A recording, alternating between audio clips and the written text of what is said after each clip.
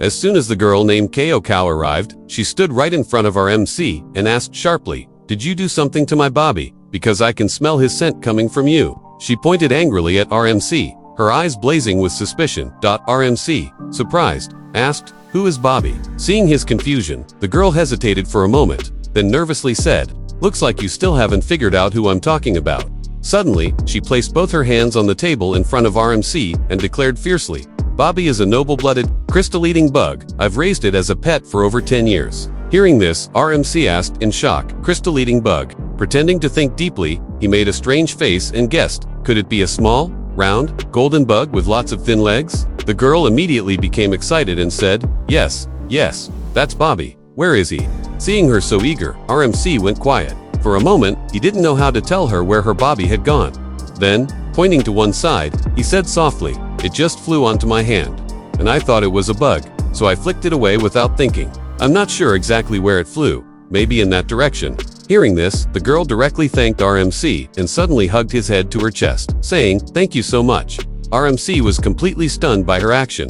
His mind racing had she figured out where her Bobby had gone. He quickly pulled himself away from her and nervously asked, "What are you doing? Is this some kind of attack method of yours?" Hearing this, the girl smiled and said, "I just wanted to thank you and introduce myself. My name is Kao." Hearing that, RMC asked, "Are people from the Yamu Star Zone always this open?"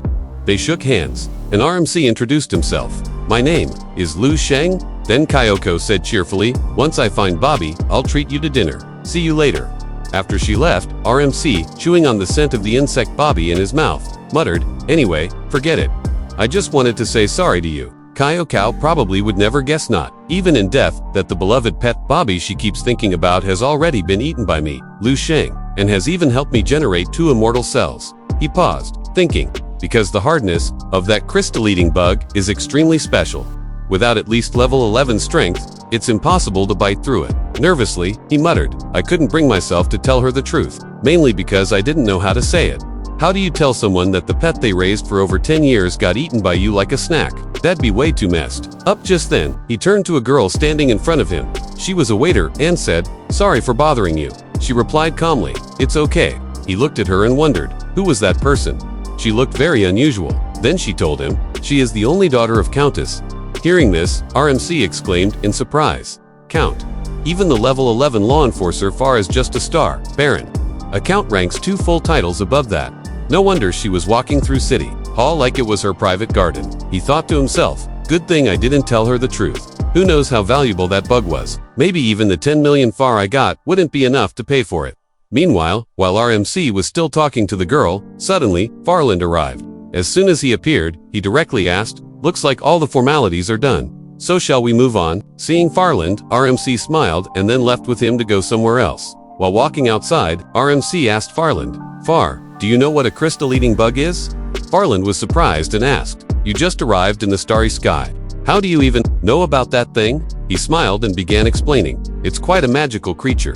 It has a gentle temperament, but once it matures, its power can reach level 10, sometimes even level 11.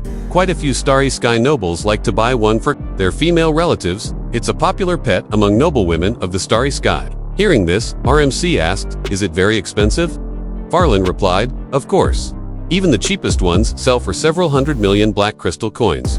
Some with rare bloodlines can be worth as much as several life planets." RMC, feigning casual curiosity, asked, "Why are you asking about this?" He gave a nervous smile and said, "Someone just mentioned it earlier. I was just curious. That's all." As they continued walking, RMC started thinking nervously, "Good God, even a random one costs several 100 million. That means those 2 bites I just took were worth billions in black crystal coins. Should have chewed it more slowly. I really don't get alien economics." The story then shifts to the main star enforcement department of the White Mist Star Zone, where we see a man sitting in a chair. In front of him stands another person. Already seen in a previous chapter, the man in the chair, flipping through some documents, said, "You're saying there's not a single detail about how the Chitting Star pirate group was executed? Just a few vague sentences in writing." The standing person responded, "These are the only files we received from the Yamu Star Zone. I've been urging them to provide a complete report, but they keep stalling and say they'll send the rest later." Hearing this, the man in the chair spoke firmly, "No, this doesn't feel right. Their Star Zone wouldn't just give up credit like that for no reason. There's definitely something fishy going on." Contact the Yamu Star Zone Enforcement Department immediately and demand the full report. The subordinate replied nervously, understood. Suddenly, his wrist device vibrated. He activated it and Farland appeared on the screen. Farland teased playfully, "Isn't this Schiller, the enforcer?" "Good afternoon." The man behind the screen, Chief Enforcer Lennon, then spoke up. "Seems like you're in quite a good mood." Farland bowed slightly and replied, "Honorable Chief Enforcer Lennon, greetings." Lennon, the Chief of Enforcement, slammed his hand on the table and demanded, "Far, I am currently reporting the operation against the Chitong Star Pirates. I need all your missing action reports immediately." Farland smiled and said, "Understood. I'll send them over right now." He ended the call swiftly. Seeing this, Schiller grew worried and said, "Far actually ended the communication unilaterally. Something's not right. He's definitely hiding something." Lennon, sitting in the chair, slammed his fist on the table and shouted furiously, "Fool, you're only realizing it now. People from the Yamu Star Zone are always full of schemes and deceit. He's trying to cover something up, and you didn't even verify the scene. This could lead to a huge disaster." Schiller panicked and immediately admitted his mistake. "Please forgive me for this." Just then, a document appeared in front of him, one sent by Farland. Schiller saw it and said, "Far has sent a document." Chief Lennon quickly instructed, "Open it." Schiller opened the file, revealing detailed information about the MC. Everything from fights to strength, including a video file. The profile of a readied star pirate named Evil Halberd was also included. Pointing to the screen, Schiller said, "That's Evil Halberd, a level 10. He played the embedded video as the footage played." Schiller watched nervously, noting, "He instantly killed Evil Halberd. Is he level 11? A newly appointed enforcer of the Yamu Star Zone? I've never seen him before. He killed Ghostloss and Fro with just his mental force." The video showcased our MC's fight how he ended everything with a single punch. Schiller was stunned and said, "He killed Red Eye with just one punch. This clearly shows he has level 11 strength, but his fighting style is so primitive, withstanding spaceship attacks directly, using traditional Dharma forms even at level 11.